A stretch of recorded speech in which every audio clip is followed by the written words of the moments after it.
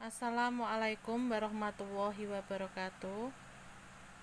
Kali ini Bu Guru akan sampaikan materi pada subtema 2 tema 1, yaitu IPA tentang bunyi dan indera pendengar. Bunyi adalah sesuatu yang dihasilkan dari benda yang bergetar. Sumber bunyi adalah semua getaran benda yang dapat menghasilkan bunyi.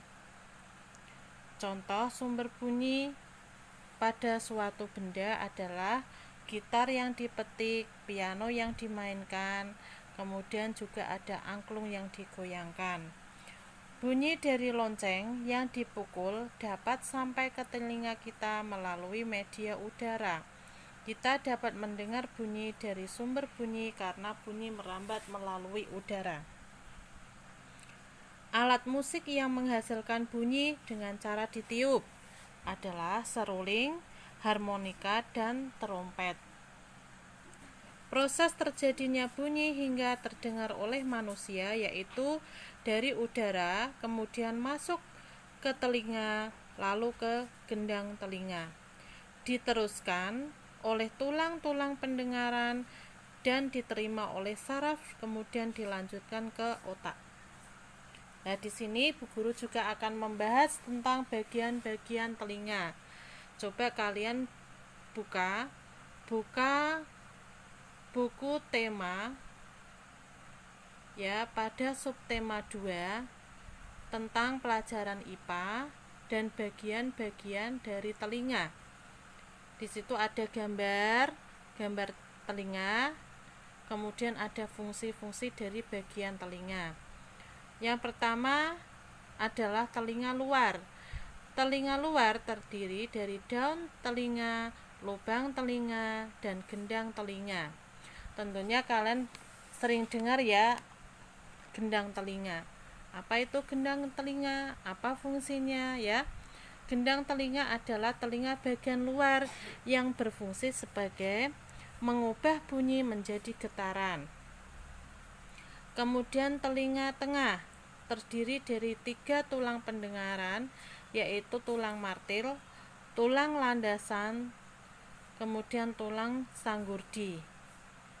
Dan bagian telinga tengah yang lain adalah saluran eustasius. Saluran eustasius ini berfungsi menghubungkan rongga mulut dengan telinga bagian dalam dan mengatur keseimbangan tekanan udara. Yang ketiga adalah telinga bagian dalam,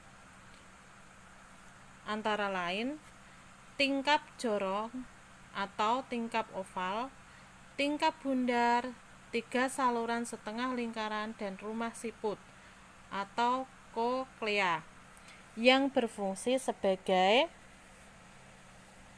mengubah getaran menjadi impuls dan meneruskannya ke otak.